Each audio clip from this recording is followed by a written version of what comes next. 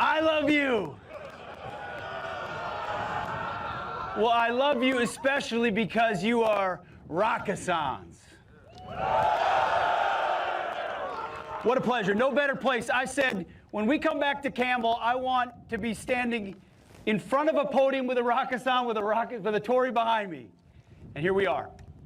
God bless you all. What a beautiful day. What a beautiful day to be with this incredible, historic unit. Listen, I've stood in formation just like you for far too long, so I'm not going to belabor this. Normally, when I talk about the basics, and I'm explaining to the American people or across our force what we're all about.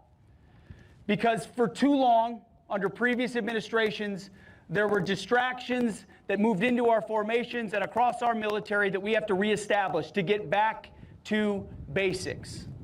Accountability, lethality, warfighting, readiness, training, discipline, all the things that you hear in your ears every single day, you understand as Rakasans. We're having to reestablish it. So from President Trump's perspective, it's a lot of common sense. It's things like, how about we put America and Americans first, which is what he's done from day one. Or how about in the realm of foreign policy and national security, we want peace, but you achieve peace through strength. Basics that make sense to you, they make sense to me, but were abandoned for far too long. Or inside our department, we've had three very simple principles. Restore the warrior ethos, rebuild the military, reestablish deterrence. This unit, the Rakasans, understand what it means, what the warrior ethos means. You live it every single day. I got to see it this morning doing PT. Barely hung with my folks in chopping. Where's my chopping? Barely hung with them this morning. You'd all be proud of them. But ultimately, I'll never forget when I arrived. Weapons squad that took me out to smoke the new lieutenant and make sure he understood that around here we mean business. We train hard every single day. The warrior ethos is alive and well right here in this division, in this brigade, and in all of your battalions and companies. I know it. I've seen it. I look at it. I'm looking you in the eye right now. But for far too long, we were distracted by other things in other places and other services. Whether we were dividing ourselves by race or gender, things like diversity, equity, and inclusion, or focused on social justice, engineering, the types of things that maybe work on a college campus or in a faculty lounge. But they don't work in a foxhole. They don't work when you have a shared mission. They don't work when the bullets are flying. When you need the distractions and the debris. I was talking to lieutenants today. They said the less distractions, the better. From a rifle to how you move as a squad and a platoon. It's common sense. Everybody knows that. Which is why the dumbest phrase in military history is our diversity is our strength. You see, because I look out at this group and I see a lot of diverse faces, and that's a beautiful and wonderful thing from different backgrounds. But that's not what makes you strong. What makes you strong is your unity of purpose, your cohesion as a unit. You train together, you sweat together, you're willing to bleed together, and you're willing to die for each other. That unity, that red, white, and blue, that beret, that Tory, that's what unites you. It'll unite you forever. It's what brought me back here 20 years after I wore that uniform and I wore that patch. That ethos is what makes the American warrior different. It's what the American people expect. It's what I expect. It's what our commander-in-chief expects. The warrior ethos was lost many other places, but it lives right here. And it's back across our formations and across our army. We're also rebuilding our military. You see the president announced $1.5 trillion for our defense spending in fiscal year 2027. That is a message to the rest of the world. Whether it's our submarines, whether it's space, whether it's fighters, or it is formations, we are investing in those who serve our country. And it's not just exquisite systems and new vehicles. It's quality of life, it's pay, it's barracks, it's chow halls, it's health care, it's the types of things that you expect and you deserve and your families deserve. We're investing in you. And the third thing is reestablish deterrence. Reestablish, I don't know all that much, I went to public school, but reestablish is an active verb, I think. It's something you have to do on a regular basis. It's an activity. If you lose it, it is lost. It's like a prize fighter who was once at the top of his game, had a bunch of KOs, TKOs, and then lost again, and then lost again, and people start to think, well, I could take him on, that's not difficult. That's in some ways under the previous administration what the world thought of America. Whether it's the disastrous withdrawal in Afghanistan, whether it's Hamas's invasion of Israel, whether it's the war in Ukraine, which never would have started under President Trump, whether it was the invasion on our southern border, tens of millions of people, we have no idea who they are and why they're coming here. That's the definition of an invasion. We started to lose the idea of deterrence. And that's not a political statement, that's just a matter of fact. The world looked at us differently. So President Trump charged then the Department of Defense and now the Department of War to reestablish deterrence on behalf of the American people.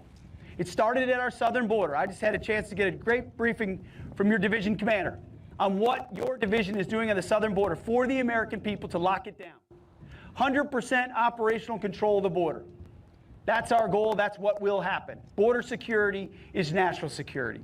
Or take drug cartels who operated in our hemisphere with impunity for decades.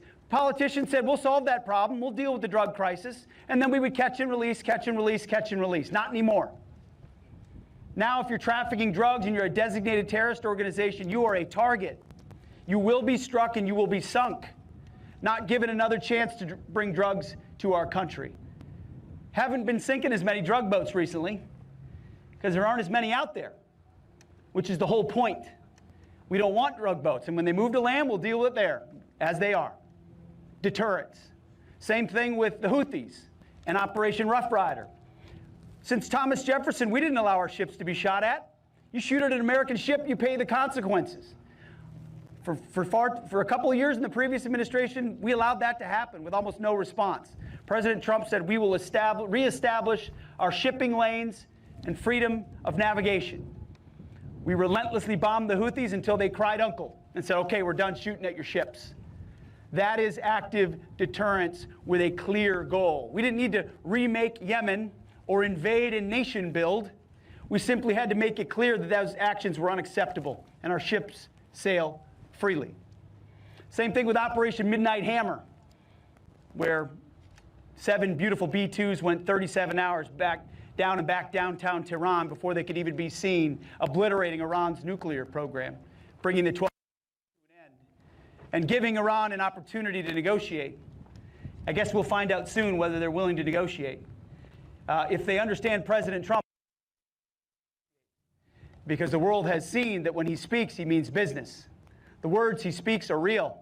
They're grounded in action, which the world again saw about 6 weeks ago in Caracas, Venezuela, when America's best went into the most fortified house, inside the most fortified compound, inside their most fortified fort, think the Fort Campbell of Venezuela, inside their capital city against so-called Russian and Chinese air defenses and radars, and grabbed their nominal president, indicted by the United States, in the middle of the night, out of his bed. And Caracas didn't know until 3 minutes before the helicopters landed, when 44 simultaneous missiles landed before those birds landed. Some of the heroes that are on that raid are with us right here on Fort Campbell. We're going to see them later on. No other military in the world can do what the United States military can do when it is unleashed. That is reestablishing deterrence. And that's what I want to get to briefly, is the idea of unleashing, of untying the hands of our warfighters, of not fighting politically correct wars. You see, I used to say that I earned degrees from so-called fancy universities, many of which I've sent back and many of which we don't allow to operate with the Department of War anymore for good cause, because we want them to look more like us, not us look more like them. But I used to say that the biggest degree I ever got was a degree from the University of Samara Samarra, Iraq, where I deployed with the Rakkasans in 2005 to 2006. In fact, on Sunday, it'll be 20 years ago from when the Golden Mosque was bombed in Samarra, Iraq, which changed the trajectory of the Iraq War. And many of you won't remember that, but those of us that were there do. And I don't say I earned a degree from the University of Samarra anymore. I say I learned a degree from Rakkasan University. Because it was not the contours of the battlefield that left an enduring remark on me the most. It was what our soldiers were able to do when they were unleashed versus what happens to them when they are, what shall I say, constricted by confining rules of engagement, or told by leadership what they can or cannot do, or when lawyers are making decisions for commanders instead of commanders making the best decisions for their units. Ultimately, what the operators of that raid in Venezuela told me is they'd never been more prepared for a mission because they'd never been given the kind of authorities and clarity that before on that type of a mission. You see, I wasn't there telling them what they can and cannot do, or how they should operate their mission, or what type of weapon systems they should employ, or how violent they should be on the objective. They understood the mission. It was to secure and bring home 2 indicted individuals and give their lives in service of protecting those individuals. But everything in between was sheer violence of action, which I know this group understands. Our boys were coming home. And it didn't matter how many Cuban guards or Venezuelan guards had to die in the process in order to. That was clear to them. They weren't handcuffed. They weren't told what they could or could not do. Everybody understands the rules of engagement. Everybody understands following the law. No one's talking about anything outside of that. We're talking about unleashing. Because too much of what I saw, and I'm here with Eric Garrissey, a name that should be well known inside this unit. Received a Silver Star for actions in 2008, was upgraded recently to the Distinguished Service Cross for actions in Baghdad in 2008, the deployment after mine. He's now a senior advisor to me at the Pentagon. Every single day we talk about what the needs of the Army are across our entire force. He was also my first sergeant when I was chopping 2-6, second platoon leader, chopping Charlie, 3187 of the Rakkasans during that deployment. He was my first sergeant.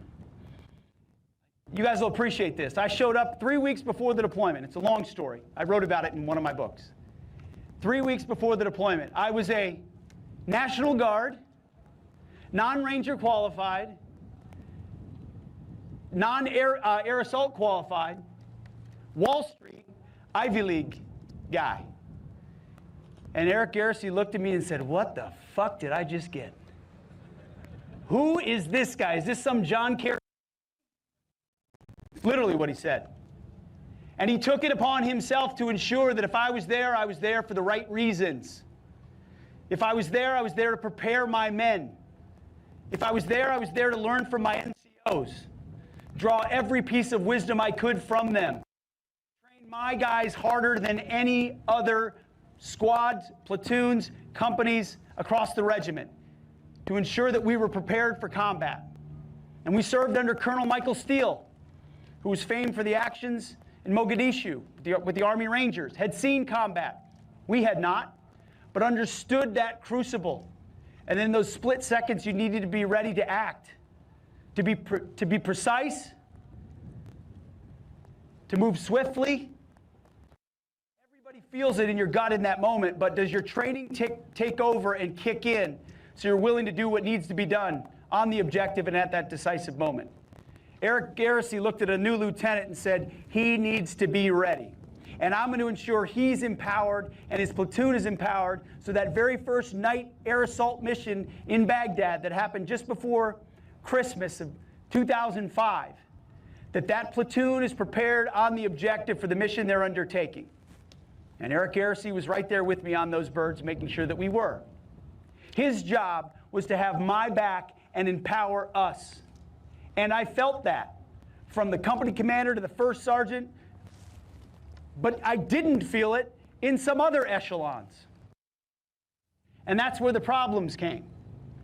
when there were leaders who were more concerned about their own careers, or more concerned about risk mitigation, or more concerned about a perfectly briefed PowerPoint, or really restrictive rules of engagement, or all they did was listen to lawyers, or they were interested in humanitarian and nation building, as opposed to empowering warfighters.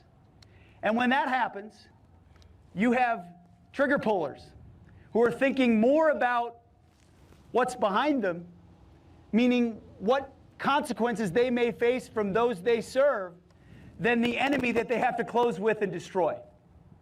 And that's a mentality that we are hell-bent on changing, ensuring that at every level, your leaders know that we have your back.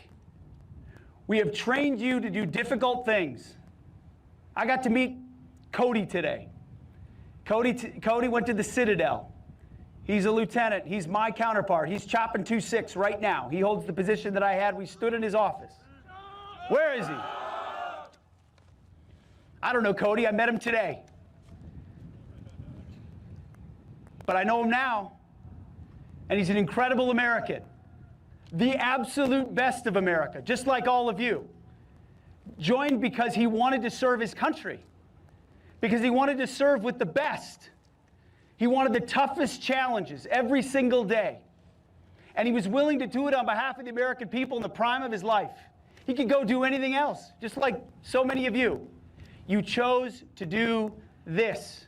And someday, your nation may ask you to do something very difficult, up to and including the price of your life. And I'll be damned, as long as we're standing the watch, if we don't give you everything conceivable that you need, most especially the authorities, to execute that mission, to ensure, as Colonel Steele used to say, our brigade commander, we're going to give that poor son of a bitch on the other side the opportunity necessary to die for his country. Our boys are coming home and they're not. And some things that you do maybe aren't popular in polite society. You have to do things that other people can't even conceive of.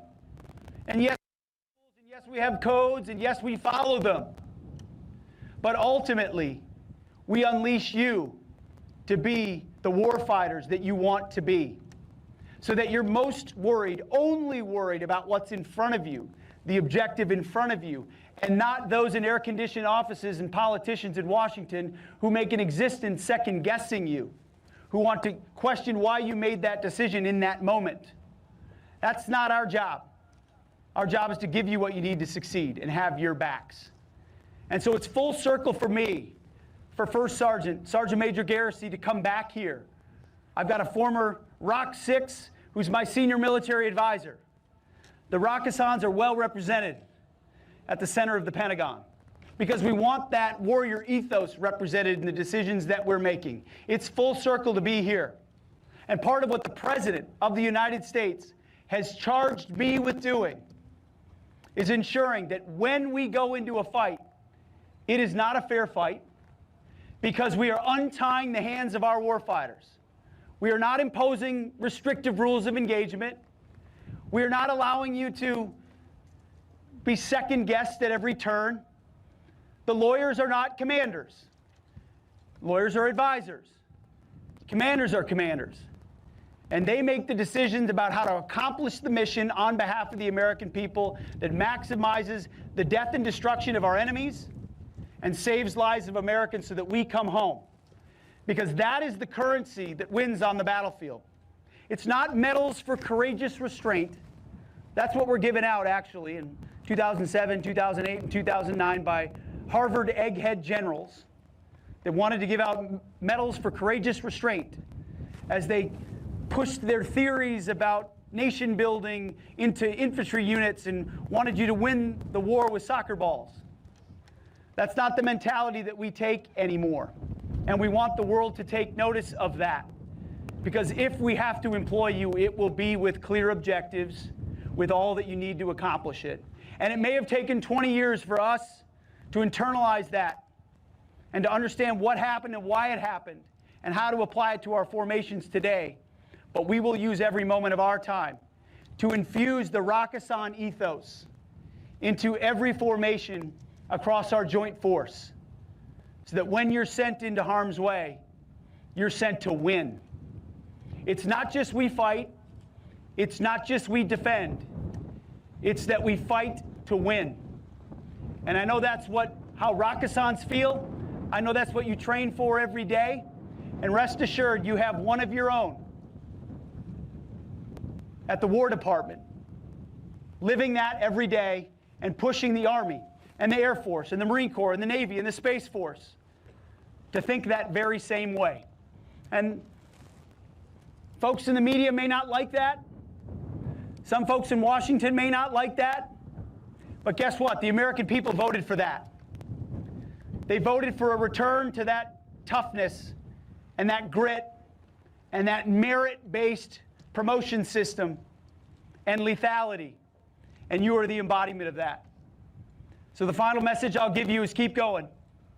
Keep going with what you're doing and why you're doing it. Have the backs of your leadership, of your men, at every echelon. Junior NCOs, senior NCOs, lieutenants, you name it. Have the backs of your people. Yes, set the standards of what's right. Enforce the standards of what's right. But have the backs of your people, because we have the same. So God bless you all. And let me say, let valor not fail. I know it won't here. God bless you all.